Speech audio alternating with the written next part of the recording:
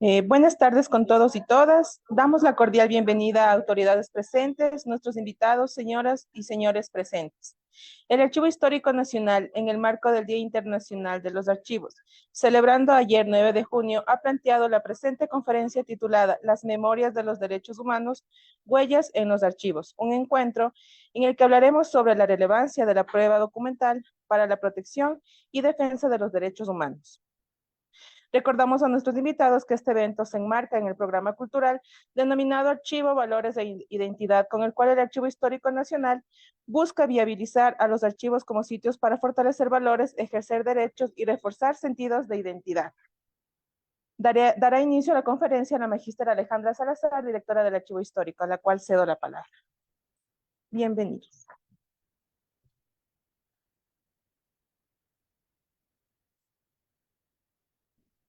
Buenos días con todos quienes se han dado cita hoy en este pequeño auditorio del Archivo Histórico Nacional y también a quienes nos siguen a través de nuestra fanpage. Antes de empezar, quiero dar las gracias a la hermana Erci Monge, al doctor Baño y al Archivo General de la Nación de Colombia por aceptar la invitación que hemos realizado para tratar el tema de los archivos y los derechos humanos. Tema que es central en los actuales momentos, no solo para los gestores de documentos y archivistas, sino que ocupa un lugar preponderante en la discusión sobre las políticas de memoria.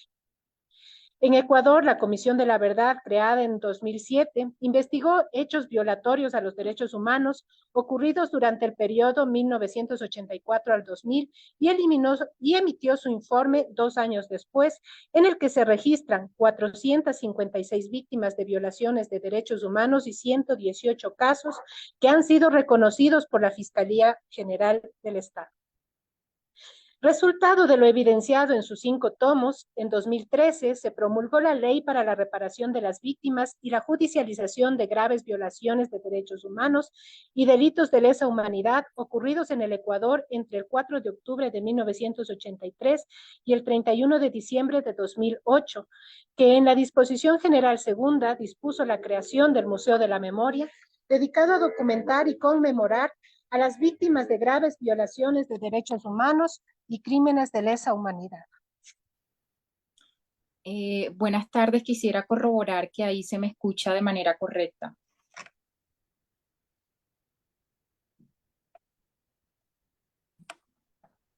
Listo. Bueno, iniciar presentando excusas a nombre del doctor Francisco Javier Flores Bolívar, el director del Archivo General de la Nación Colombia, quien por motivos de fuerza mayor no nos puede acompañar el día de hoy. Estaré yo, Indira Ricaute, soy asesora de dirección del Archivo General de la Nación, abogada de la Universidad de Cartagena y con una maestría en la Universidad Estatal de Pensilvania en Derecho y Asuntos de Justicia Étnico-Racial. Bueno, desde el Archivo General de la Nación abrazamos estos diálogos que nos permiten avanzar en los caminos de la paz y en los caminos de la reconciliación. Y la ponencia que hemos querido traer al día de hoy es titulada Las Memorias de los Derechos Humanos, Huellas en los Archivos. También queremos extender un saludo a los panelistas destacados que nos acompañan al día de hoy, a la audiencia que nos acompaña en lo presencial y a la audiencia que se conecta también a través de los canales virtuales. Es una tarde lluviosa desde Bogotá, sin embargo hacemos presencia esperando que en futuras ocasiones sea de forma presencial. Decirles que nuestro propósito como Archivo General de la Nación es, por supuesto, visibilizar la importancia de los archivos en tanto mecanismos para lograr la verdad, la justicia, la reparación y la garantía de no repetición. Esto en el marco de contextos difíciles y complejos como lo es el contexto colombiano. Y seré breve, Colombia tiene un conflicto armado de más de medio siglo y uno de los más viejos del continente. Un conflicto armado bastante complejo, está compuesto por múltiples actores, han hecho parte el mismo Estado colombiano, han hecho parte guerrillas, han hecho parte paramilitares, todos con finalidades distintas, pero han sido actores del conflicto armado. Y en el año 2016 se firman los acuerdos de paz en La Habana, Cuba, donde la extinta guerrilla de la FARC entrega las armas y conforma por vez primera un partido político llamado Fuerza Alternativa Revolucionaria del Común. Estamos hablando 2016, hace algunos 8 años, era una Colombia esperanzada, pero una Colombia que también sabía que la transición de la guerra hacia la paz no iba a ser fácil.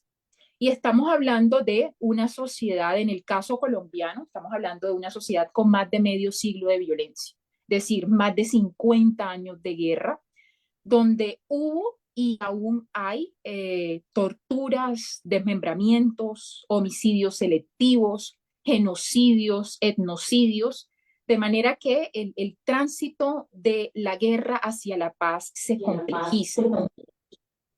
Y Colombia nos obliga a pensar en dos registros históricos, si se puede decir de ese modo, de sufrimiento. Un registro histórico, que es el registro histórico del pasado, pero también tenemos un registro histórico de sufrimiento del presente. Es decir, a la fecha, aún en nuestro país existe el conflicto armado.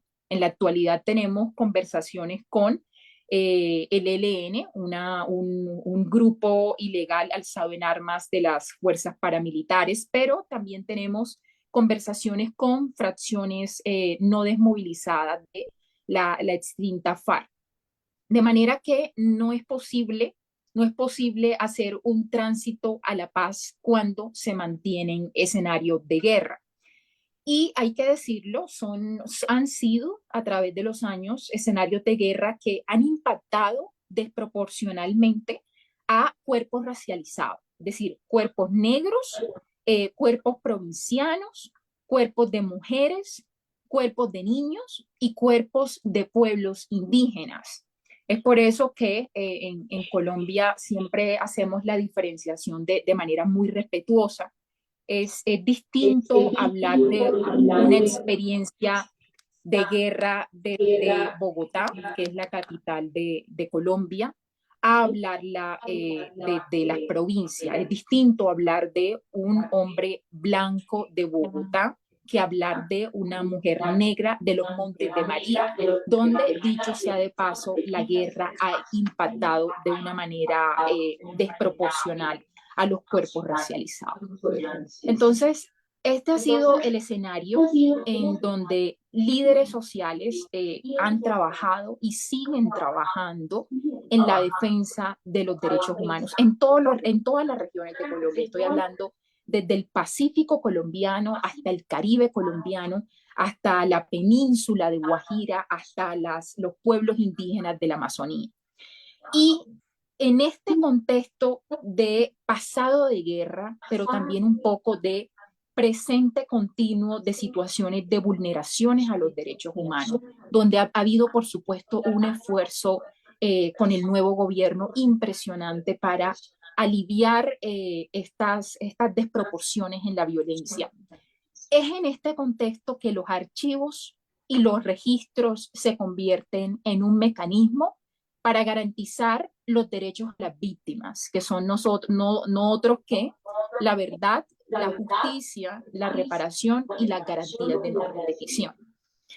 Esto me lleva a pensar cuando aconteció el genocidio en Ruanda en el año 1994, pretendiéndose un exterminio de grupos étnicos. En ese entonces, y dicho sea de paso también, donde había una justicia en transición, justicia transicional que también está adoptando Colombia, las víctimas no querían exclusivamente cárcel para los perpetradores. Ellos querían, por el contrario, saber algo fundamental y era saber la ubicación exacta de los cadáveres.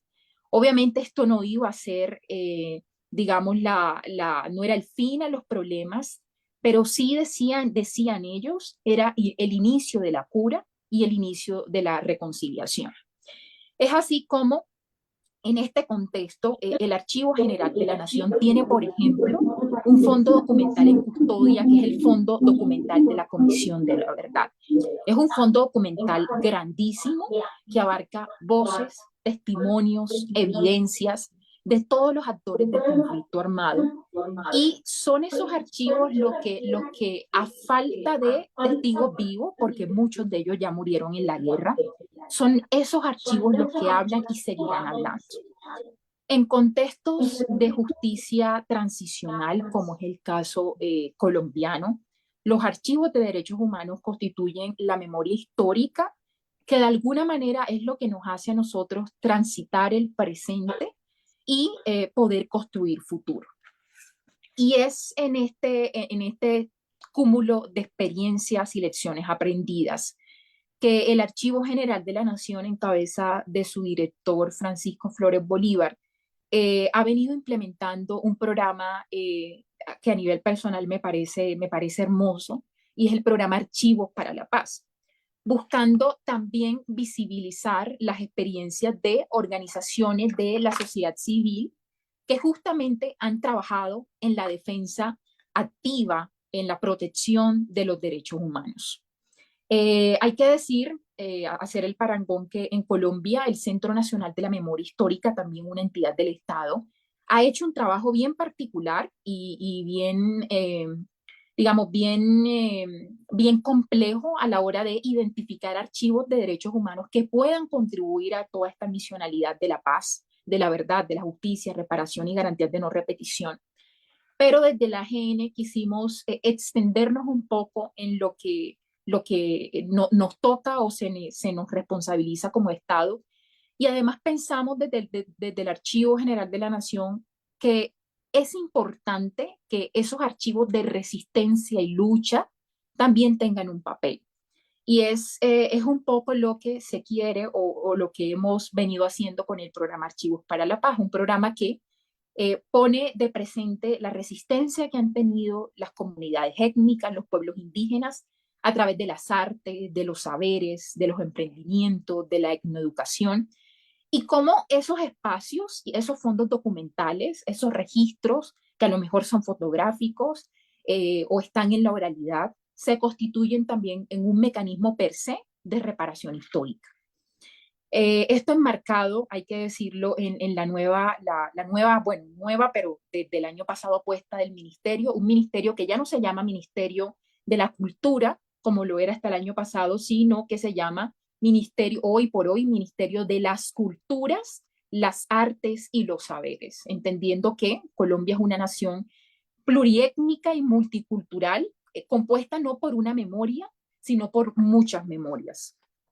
Y un poco desde la lógica de los archivos de derechos humanos y del derecho internacional humanitario, se ha contado la historia de la guerra en los términos que las víctimas han querido contarla, ¿cierto? Porque pocas veces se han tenido esos registros, y se le ha dado la voz a quienes tradicionalmente no la han tenido.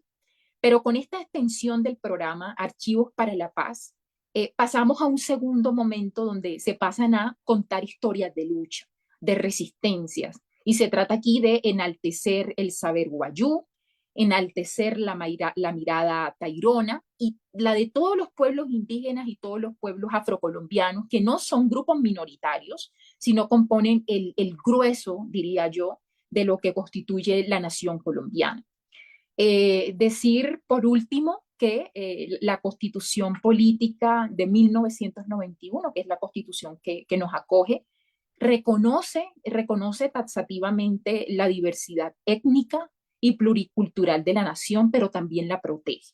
Y su protección, por supuesto, implica la protección de su patrimonio cultural y de su patrimonio documental expresado en modos de vida, identidades, memorias, tradiciones y creencias. De manera que este es el aporte que hoy el Archivo General de la Nación de Colombia ha querido traer con ustedes. Decirle que es un proceso no de meses, ha sido un proceso de años, y con esta nueva administración del doctor Flores, que también se extiende a la administración progresista del gobierno actual, se ha identificado la importancia de otorgarle una voz a las víctimas del conflicto armado, que en Colombia, como lo dije anteriormente, no ha sido menor. Ha sido un conflicto armado que ha impactado el cuerpo, ha impactado el modo de vida, ha impactado la manera de expresarse de grupos étnicos en Colombia. Sería interesante seguir tejiendo redes y seguir aportando en lo que desde nuestro conocimiento podamos aportar, y por supuesto estaremos muy atentos a los comentarios de nuestros colegas. Muchas gracias.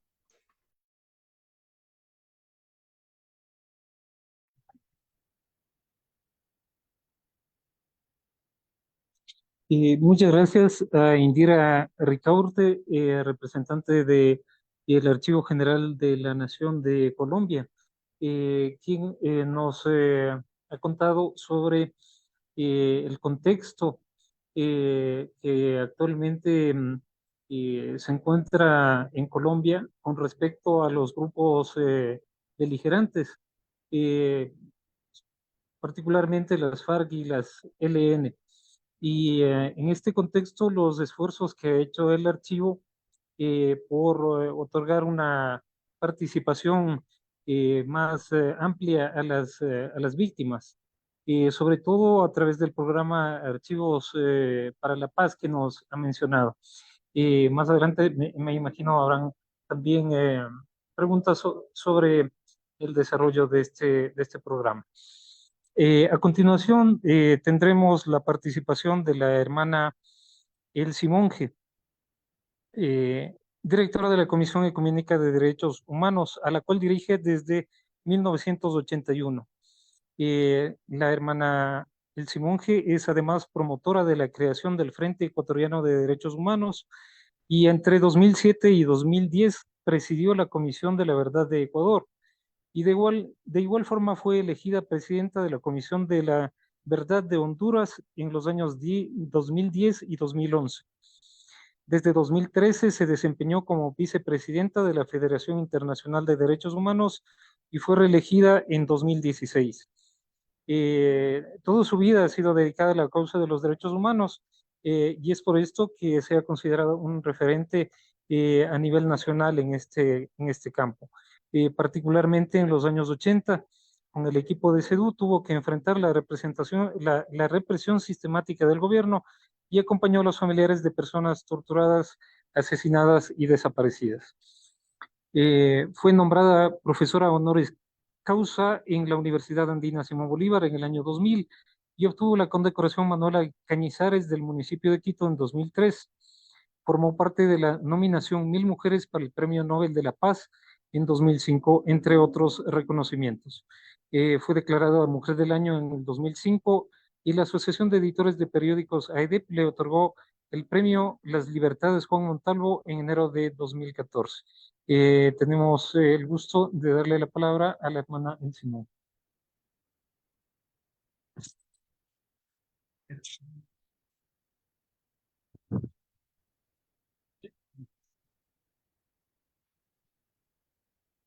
¿Me lo pongo?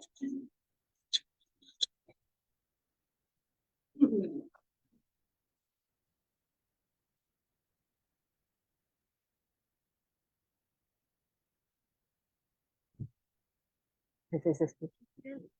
¿No?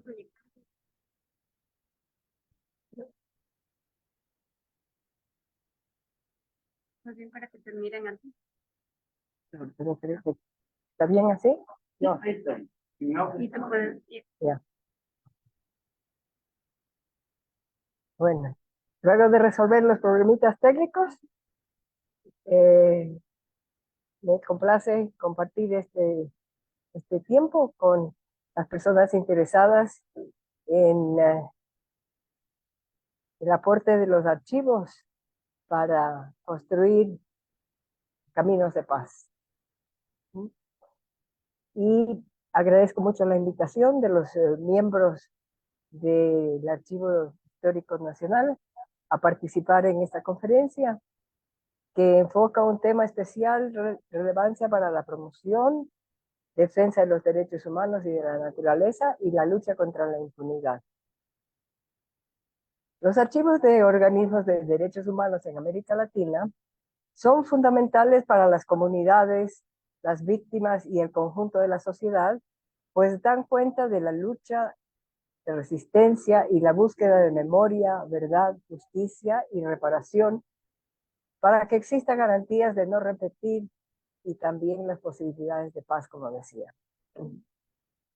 Desde hace más de 4 décadas, la Comisión Ecuménica de Derechos Humanos, CEDU, hemos constatado que el archivo representa un lugar de la memoria histórica colectiva y la construcción de un futuro.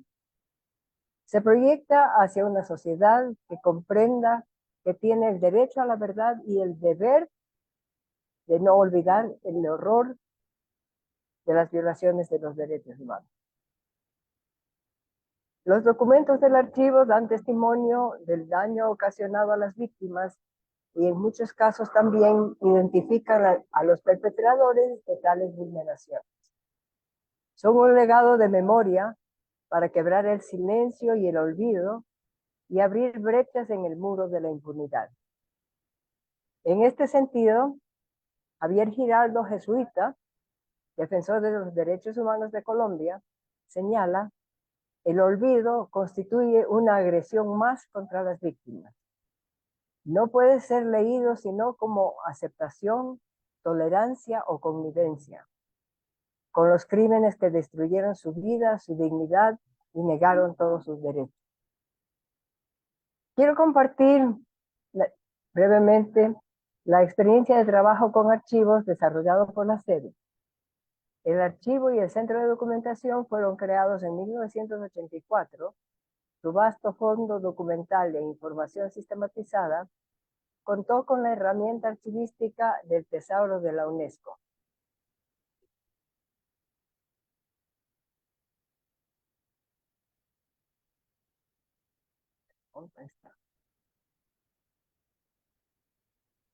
¿Se me monta eso? ¿Por qué? Ah, ¿sí?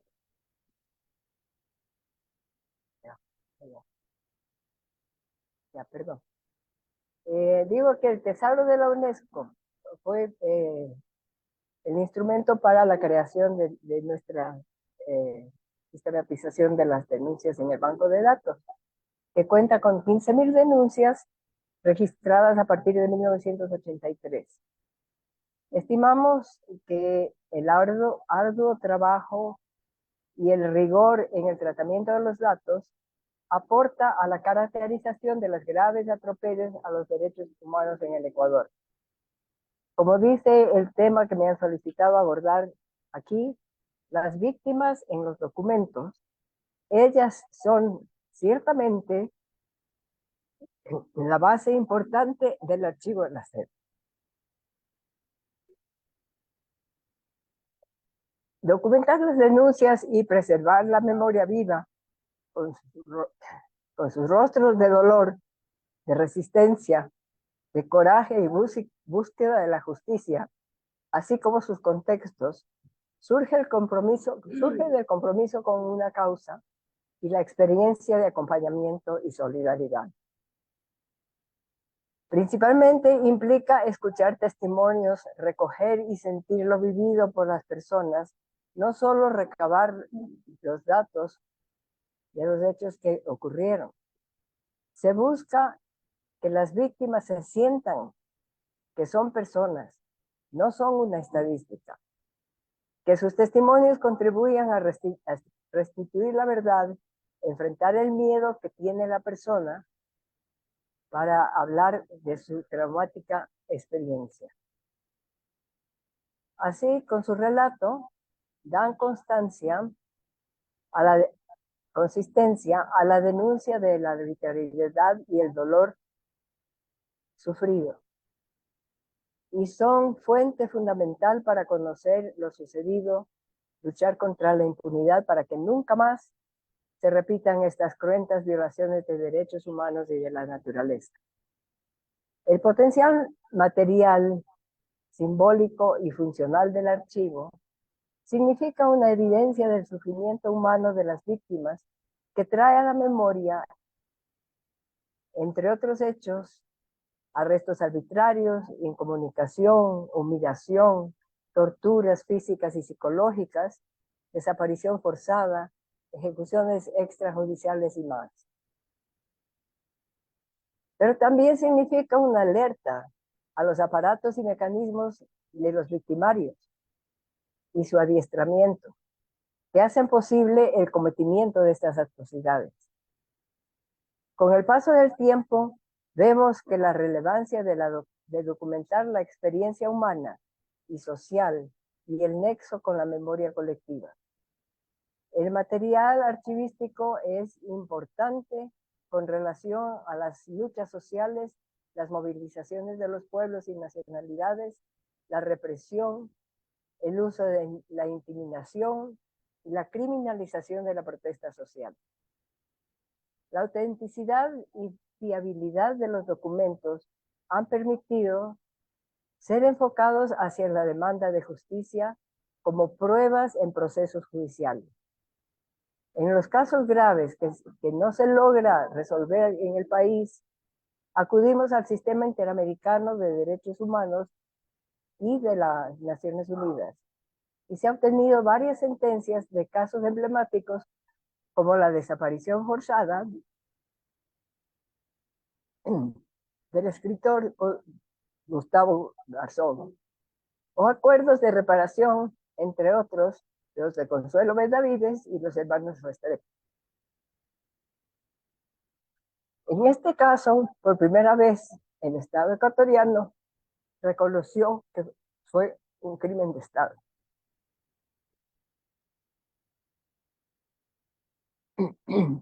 El uso plural del archivo también tiene también está presente en varios documentales de la CEDU, como la conmemoración del accionar de sus 30 y de sus 40 años. El documental A Cielo Abierto, Derechos Minados, de Pocho Álvarez y la CEDU, producido en 2019, reconstruye la historia de la resistencia de las comunidades de la Amazonía y de la Sierra, afectados por el extractivismo minero. La difusión de las más graves violaciones de los derechos humanos y de la naturaleza a través de nuestra publicación Derechos del Pueblo, aquí hay algunos ejemplares, que constituyen 176 números, tuvo como soporte el archivo de la CEDU.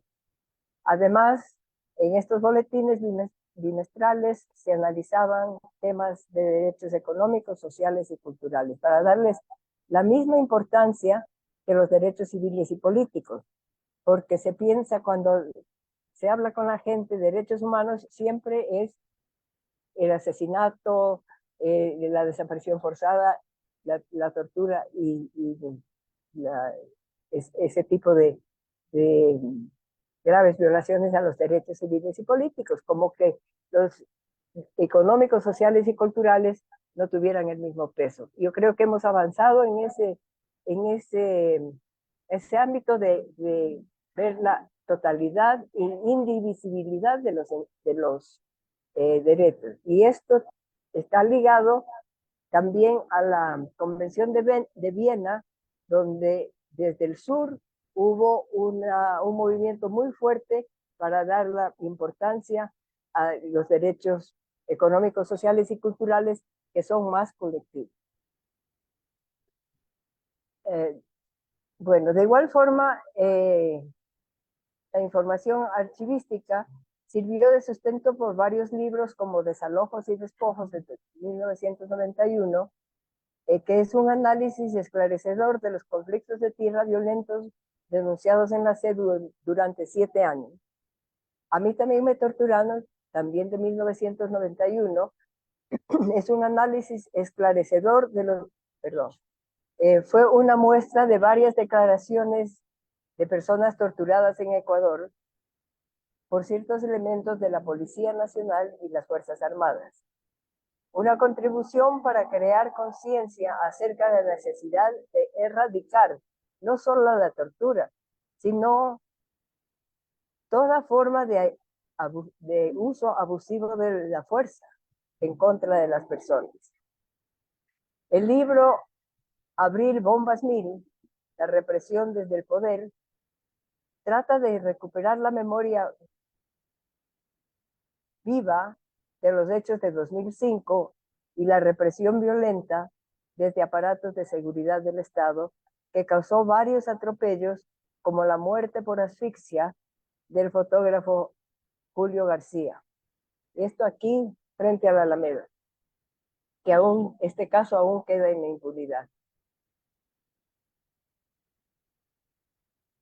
Por otra parte, para hacer efectivo el derecho a la memoria y a la justicia, se han construido comisiones de la verdad en diferentes países.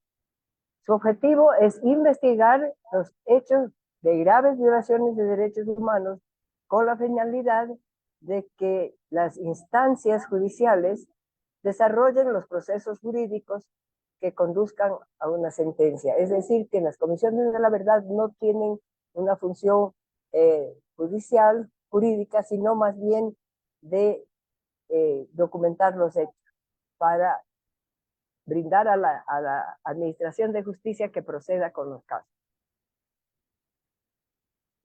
La Comisión de la Verdad, de la cual fui parte, fue creada, como ya se ha dicho, en el año 2007 y cubrió el periodo 1984 a 2008. Y el punto de partida era precisamente la investigación, digamos, el punto de partida era precisamente el testimonio de las víctimas o familiares y los archivos de la verdad, los archivos de la CEDU apoyaron esta investigación.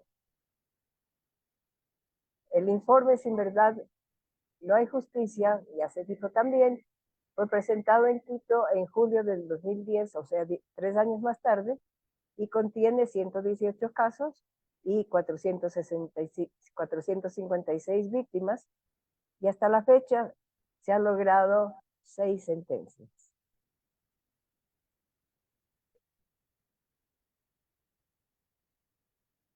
Estimo que el manejo de archivos relacionados con vulneraciones de derechos humanos exige un comportamiento ético. Esto es muy importante. Debe primar la ética por parte de los encargados de diferentes organismos del Estado, para que permita avanzar en el derecho efectivo a la verdad. Sin embargo, las víctimas, sus familiares o defensores de derechos humanos, con frecuencia nos topamos con falta de voluntad política del Estado, que se manifiesta en secretismo, ocultamiento de documentos clave, la destrucción, la falsificación. Si al fin de años de lucha se logra la desclasificación de un documento esclarecedor, muchas veces encontramos que este había sido mutilado, como recientemente fue el caso de los periodistas del diario El Comercio asesinados en la frontera norte. Actualmente, la Comisión Ecuménica de Derechos Humanos, CEDU, impulsa el Observatorio de Conflictividad Territorial del Ecuador, OCDE, que es un espacio de reflexión y análisis de datos frente al creciente extractivismo en el país.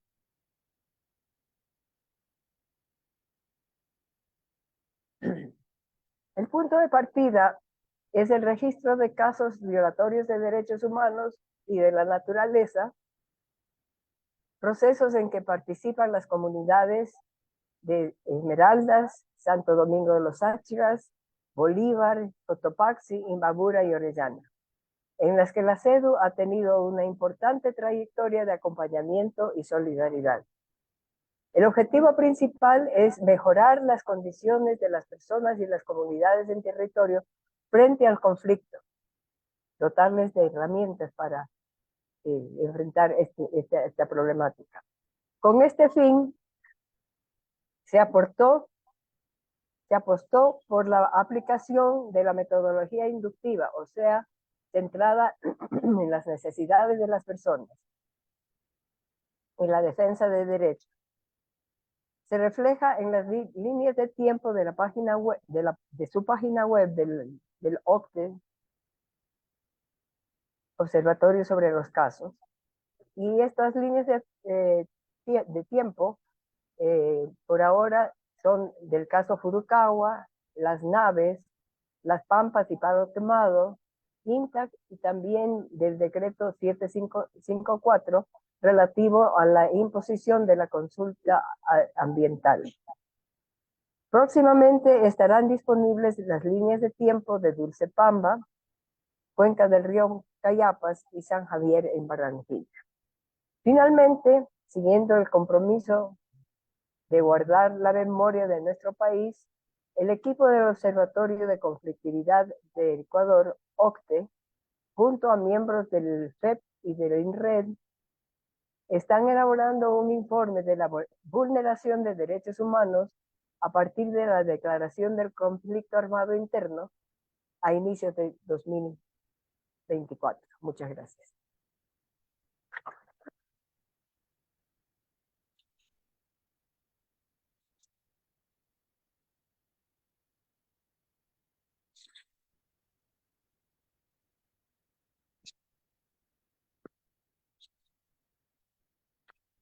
Muchas gracias a la hermana Elsie Monge, quien en su participación nos ha comentado sobre la Comisión Ecuménica de Derechos Humanos, las actividades que realiza.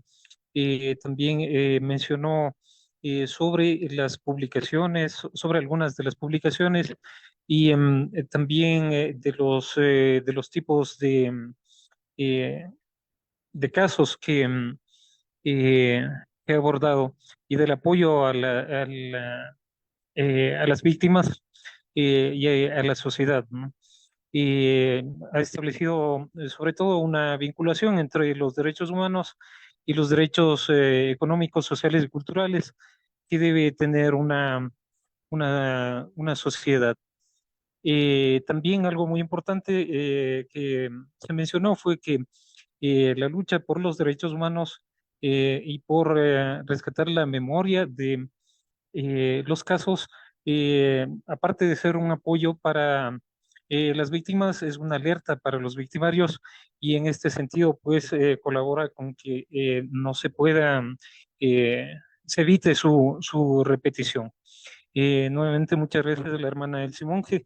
La siguiente intervención va a ser del magíster Alejandro Baños Salcedo, director de Derechos Humanos y Participación Ciudadana de la Fiscalía General del Estado, abogado por la Universidad San Francisco de Quito, magíster en Derecho Procesal y Penal y Litigación Oral por la Universidad Internacional del Ecuador y egresado de la especialización de Derechos Humanos de la Universidad Andina Simón Bolívar.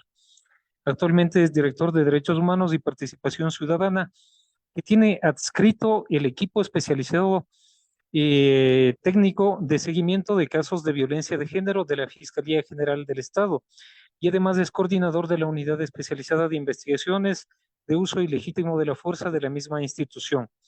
Anteriormente fue procurador judicial de la Sociedad Nacional de la Cruz Roja Ecuatoriana y parte del equipo legal de la Fundación Regional de Asesoría en Derechos Humanos INRED, que intervino en importantes litigios de connotación social. Damos la bienvenida al doctor Baña.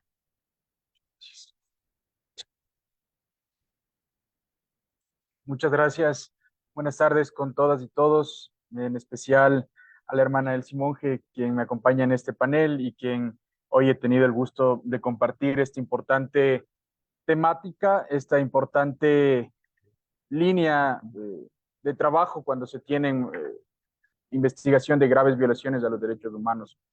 Y es que la publicidad, el manejo de archivos y la investigación de graves violaciones a los derechos humanos es un asunto que no solo afecta a las víctimas directas, sino que nos concierne a todos como una sociedad y como una comunidad global que valora la justicia, la verdad y la dignidad humana. La memoria histórica es más que un simple recordatorio de eventos pasados, es una herramienta que permite comprender nuestro presente y nos permite moldear un futuro más justo y equitativo. Vale señalar que en tiempos de securitismo, en tiempos de control estatal, a menudo se priorizan sobre los derechos individuales la labor de preservar y promover la memoria histórica. De ahí que ésta se enfrenta a desafíos adicionales y significativos. Cuando hablamos de los archivos históricos, evidentemente este es un pilar fundamental para el trabajo en cuanto al principio y derecho a la memoria. Documentan los hechos, preservan los testimonios y proporcionan la evidencia necesaria para la búsqueda de justicia. Sin estos archivos, las historias de las víctimas podrían perderse en el olvido y los perpetradores podrían escapar de la rendición de cuentas y del principio de transparencia, además de la justicia en los peores actos contra la dignidad del ser humano, las graves violaciones de los derechos humanos que no escapan lastimosamente de nuestro imaginario social. Específicamente, el gobierno de León Febres Cordero, del periodo 84-88 en Ecuador, aunque posterior al periodo más activo del Plan Cóndor, es innegable que todavía sintió una influencia de este nefasto plan en la región. Febres Cordero adoptó una postura autoritaria y represiva en su administración, reflejando y marcando un enfoque duro contra los movimientos de izquierda, utilizando métodos de control y de terror que incluían la tortura, las detenciones ilegales, arbitrarias, las ejecuciones extrajudiciales y otras graves violaciones a los derechos humanos. Este enfoque estaba en línea con los legados de las dictaduras militares y las prácticas del denominado Plan Cóndor, que había establecido un modelo de represión sistemática en cualquier forma de disidencia política. Así, en Ecuador, como en muchos países de la región, se han enfrentado a periodos oscuros donde los derechos humanos fueron violados de manera sistemática. Y es ahí cuando las labores de la Comisión de la Verdad y de la Justicia Transicional buscan iniciativas de documentación para arrojar luz sobre estos periodos específicos.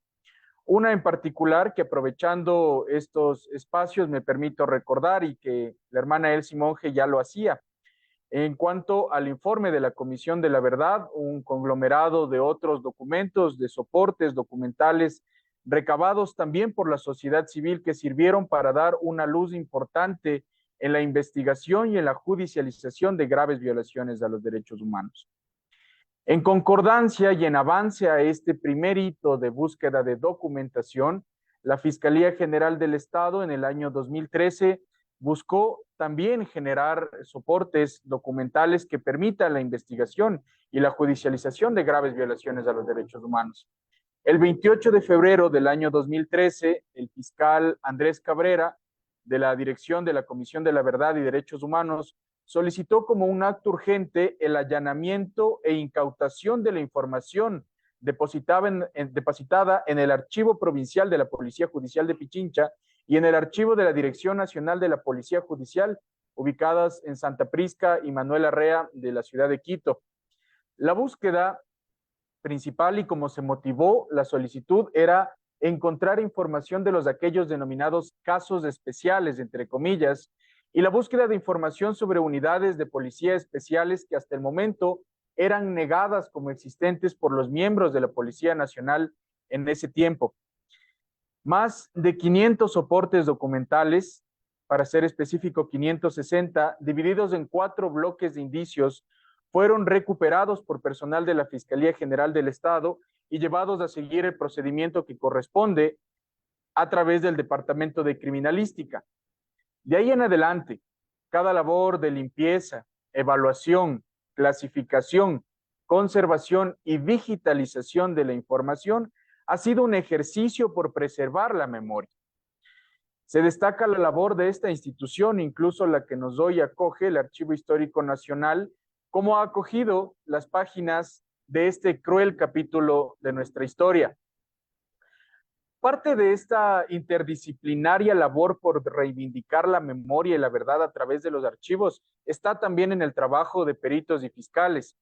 Y es que la información recuperada en estos allanamientos y ahora conservadas en el Archivo Nacional han servido para la realización de nuevas pericias de contexto, pericias de estructura, pericias de comunicación, que evidentemente marcan cuál fue la situación de la democracia represiva en este periodo y que se encuentran ahora en nuevos expedientes que investigan graves violaciones a los derechos humanos y delitos de lesa humanidad.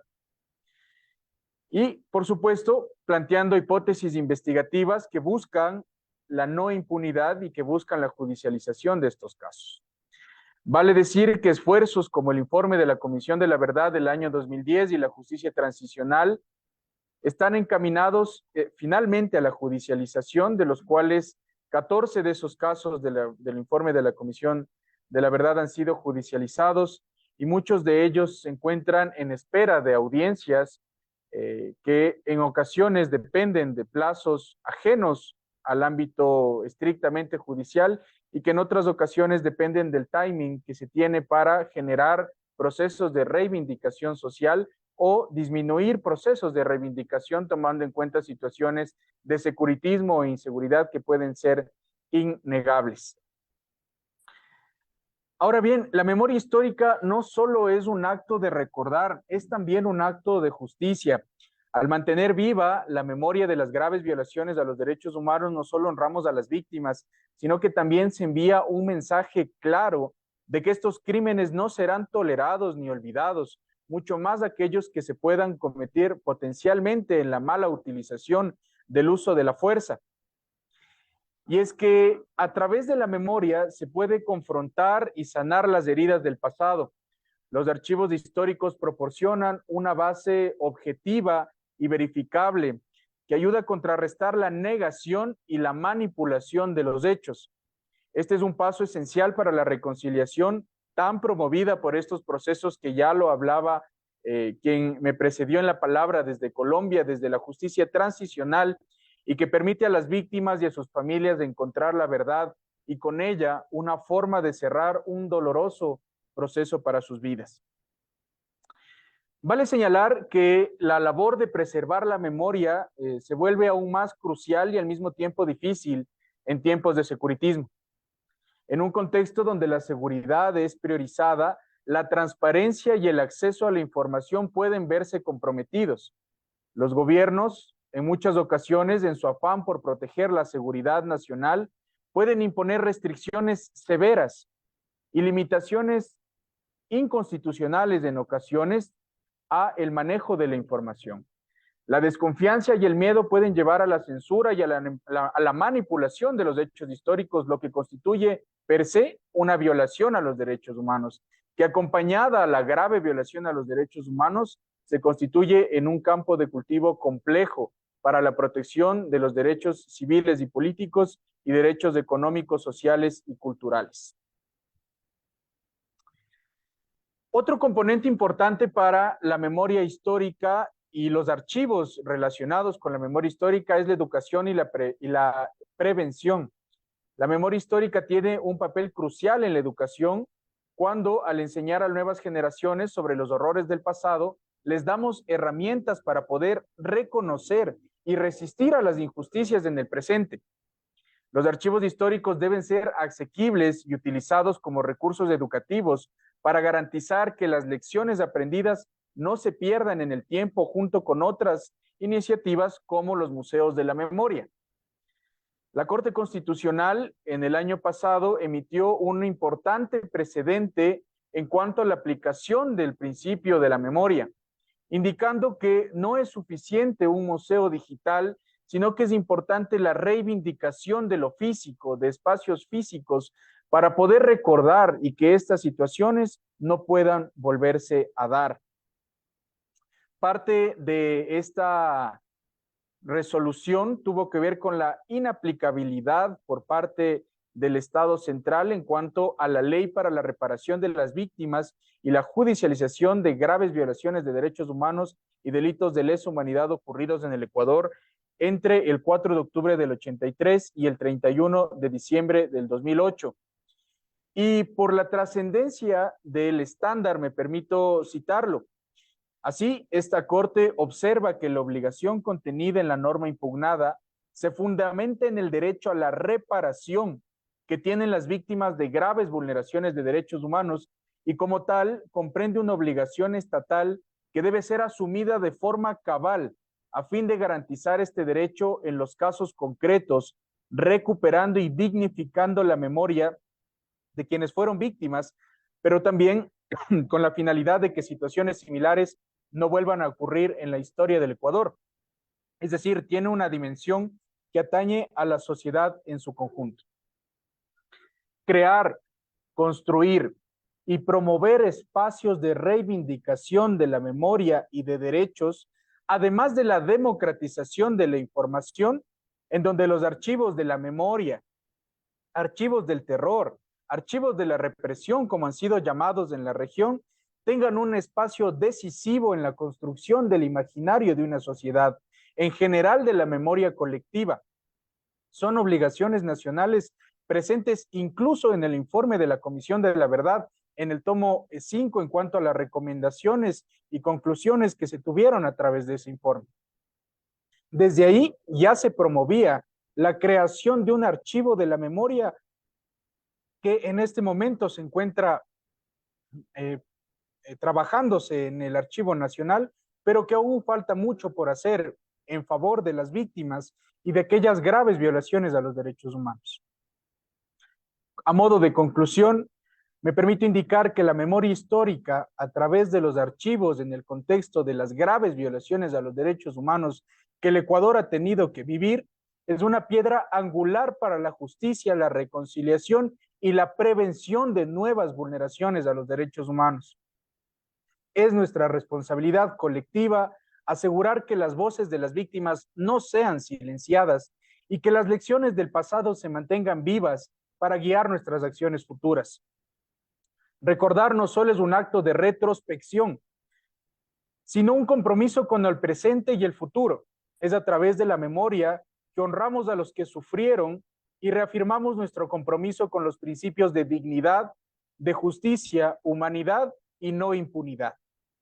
Al trabajar juntos para preservar y promover la memoria histórica, especialmente en tiempos de delincuencia organizada y securitismo, podemos construir una sociedad más justa y compasiva para las generaciones venideras.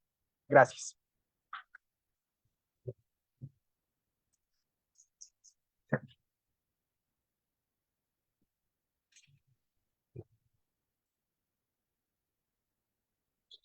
Muchas gracias. Muchas gracias al doctor Alejandro Baño por su participación, quien nos ha comentado sobre las actividades de la Fiscalía. En un inicio hizo una rememoración de las graves violaciones de los derechos humanos que ocurrieron sobre todo a finales de los años 80 y principios de los 90. También se mencionó la importancia de la Comisión de la Verdad y dentro de esto también una incautación a un archivo policial que fue un hecho importante para la comisión. Simplemente recordar que el archivo de la Comisión de la Verdad se encuentra en el Archivo Histórico Nacional y es accesible para todo el público. 2 series de este fondo son reservadas, sin embargo las otras pueden ser consultadas. Se mencionó también el doctor Baño sobre la educación y la prevención y también la importancia del Museo de la Memoria, de la creación y del desarrollo del Museo de la Memoria. Pasamos inmediatamente a resolver algunas preguntas del auditorio. Una de ellas, ¿cómo puede evitarse que los hallazgos en investigación sobre las violaciones de los derechos humanos sean utilizadas con fines proselitistas o partidistas? Para los 2 panelistas. Perdón, para los 3 panelistas, si es que todavía estamos en línea, ¿no?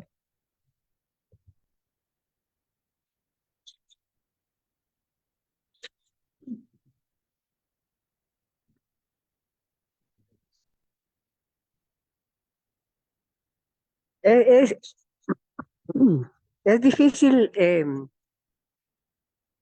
evitar. Yo hacía referencia a la necesidad de la ética. Yo creo que la ética ha desaparecido del diccionario.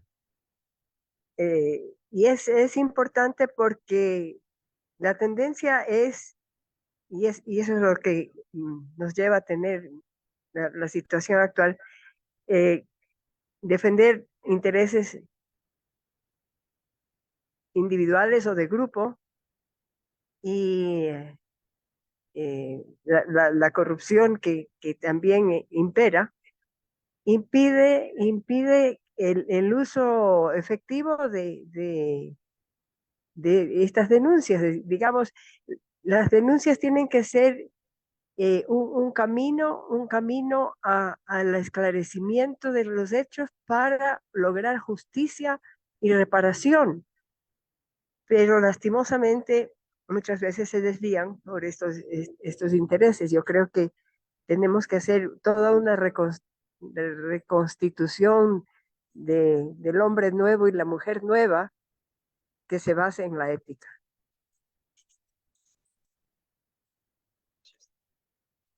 Desde el aspecto de la Fiscalía General, es importante identificar que una grave violación a los derechos humanos, si bien es cierto, es un delito autónomo, tiene su componente desde el ámbito político, porque es el Estado el que comete la grave violación a los derechos humanos a través de sus agentes.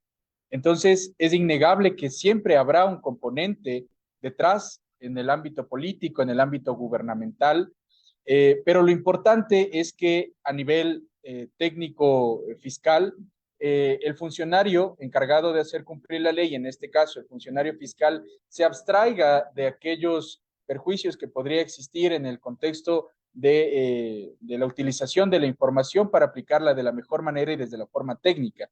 Entonces, si bien es cierto, puede existir politización de la información, puede existir un manejo inadecuado de la información, corresponde al intérprete que en ese momento está utilizando abstraerse de estos sesgos interpretativos para aplicar de mejor manera la realidad objetiva o la verdad procesal que en ese momento se está trabajando.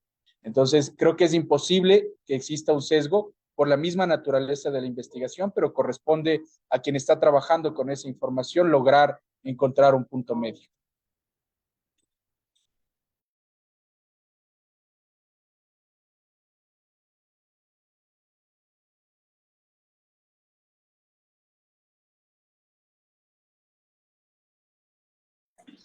No se escucha.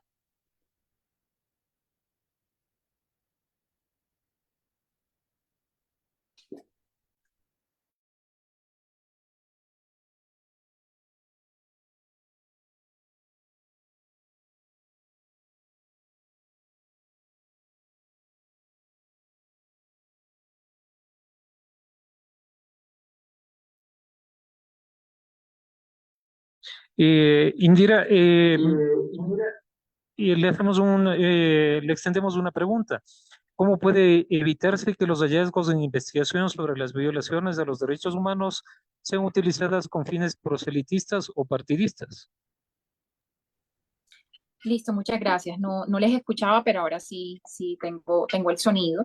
Pues yo adhiero al comentario del colega anterior. En el caso Colombia, los fondos documentales de la Comisión de la Verdad que están en custodia del Archivo General de la Nación, parte de ellos tienen carácter reservado. Estoy hablando de los que tienen que ver con nombres de víctimas, de victimarios, fechas, etcétera. Y son fondos documentales que por tener ese carácter reservado solo pueden tener acceso las autoridades judiciales. Autoridades judiciales en el marco de un proceso judicial. Entonces, yo estoy de acuerdo en que será labor de los servidores públicos, de la Fiscalía General de la Nación y de los jueces de la República velar para que se dé todo un proceso de transparencia, de debido proceso y de imparcialidad. Finalmente es un deber de todos los servidores públicos velar por cuidar los intereses en un proceso judicial, sobre todo de estas víctimas. Entonces, la tranquilidad que le damos a la ciudadanía es que no son fondos documentales que, por la importancia que revisten y por todo el tema de historia que tienen y obviamente presuntos victimarios, son fondos documentales que están profundamente custodiados y ni siquiera personal o funcionarios del Archivo General de la Nación, en este caso Colombia, pueden acceder si no se tiene la orden judicial. Gracias. Una segunda y última pregunta para todo el panel. ¿Cómo se gestionan los archivos de violaciones de derechos humanos cuando son temas tan delicados para sus familiares?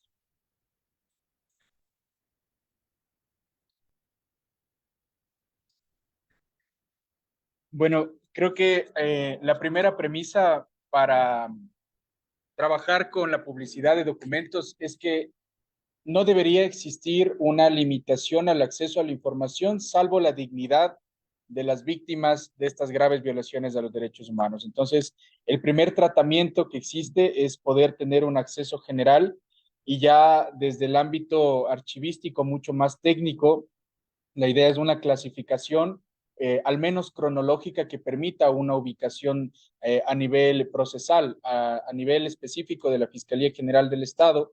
El manejo de la información es manejarlo por cuerpos de al menos 100 páginas en donde pueda existir un tratamiento específico de no desgaste, de preservación del expediente, manteniendo especial cuidado. Y cuando se trabaja, por ejemplo, con fotografías, cuando se trabaja con información que podría destruirse con la manipulación, se le eleva a una cadena de custodia para que sea preservada en bodegas específicas y que con eso la información que conste de los expedientes no sea manipulada. Eso específicamente cuando ya ingresa a un expediente judicial. ¿Cuál es el tratamiento que se y la gestión los archivos de violaciones de derechos humanos cuando son temas tan delicados para los clientes? Bueno,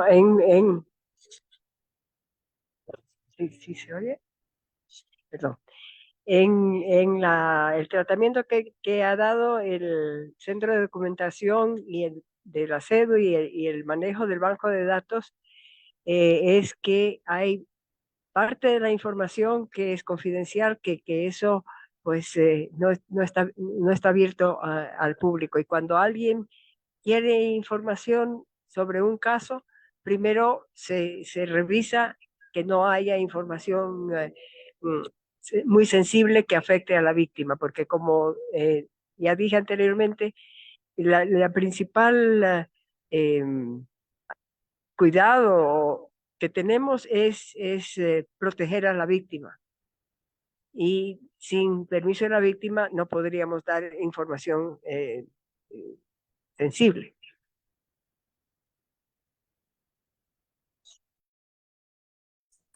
Indira, por favor, tu respuesta a la segunda pregunta. ¿Cómo se gestionan los archivos de violaciones de derechos humanos cuando son temas tan delicados para sus familiares?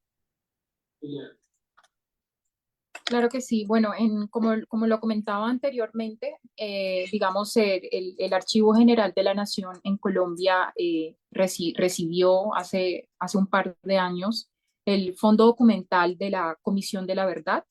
Es un fondo documental que da cuenta de los más de 50 años de crímenes de lesa humanidad enmarcados en el marco del conflicto armado colombiano.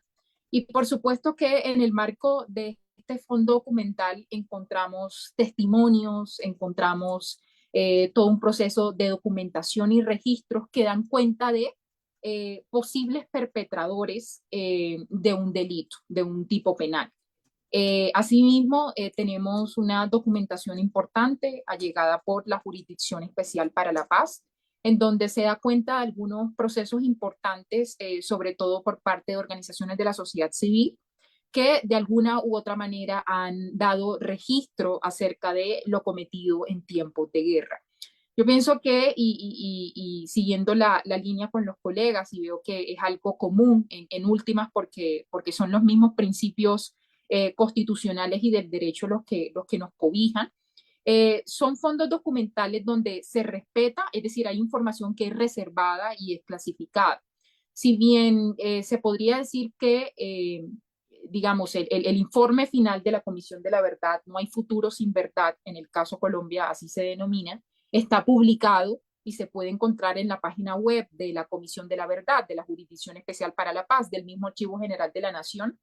digamos, es un informe que da cuenta del modus operandi, de los registros, de las metodologías que se utilizaban en la guerra, pero es un registro que a nosotros no nos proporciona nombres, no nos proporciona nombres exactos, no nos proporciona ubicación exacta, no nos proporciona a nosotros información de víctimas y victimarios. Esa información sí se tiene, está en el resto del fondo documental que tiene el Archivo General de la Nación de la Comisión de la Verdad, pero por tener nombres y por ser, obviamente hay todo un tema de menores de edad, todo un tema de respeto, de no revictimizar a víctimas, es información que se encuentra reservada y clasificada. Esta información que es de carácter reservado y clasificado no es de libre acceso al público. Tiene que ser una orden judicial la que medie, ni siquiera es de acceso a investigadores en el marco de universidades o investigación. Y en última, lo que se está haciendo aquí es coadyuvar a los principios de respeto a la dignidad de víctimas y también de perpetradores en el marco de los conflictos armados.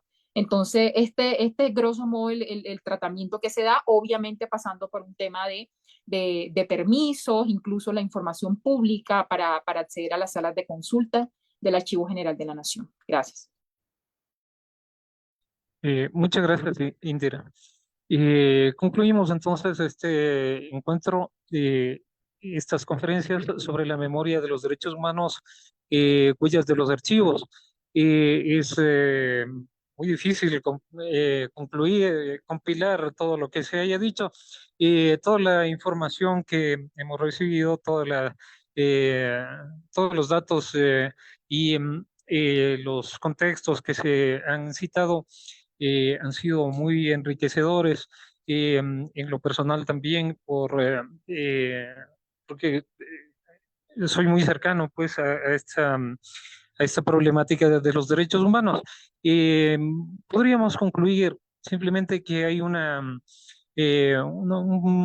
permanente permutación entre el olvido y el recuerdo, ¿no? Eh, Estos se alternan en la cotidianidad de la sociedad. Eh, Se recuerda en lo que se llama o se ha denominado la memoria histórica, entre otras muchas denominaciones que se ha dado la memoria. Pero particularmente acá en el Ecuador la memoria histórica es muy frágil y muy inconsistente, ¿no? Olvida con mucha facilidad las injusticias, los abusos y las atrocidades que han sido cometidas en un tiempo relativamente corto, ¿no? Y esto favorece a la impunidad de los victimarios y que nuevamente volvamos a encontrarnos en unas situaciones parecidas. Eso simplemente como conclusión, y el agradecimiento a nuestros panelistas, la hermana Elsie Monge, el doctor Baño y Indira, que nos ha acompañado desde el Archivo General de la Nación de Colombia. Muchas gracias a todos los asistentes.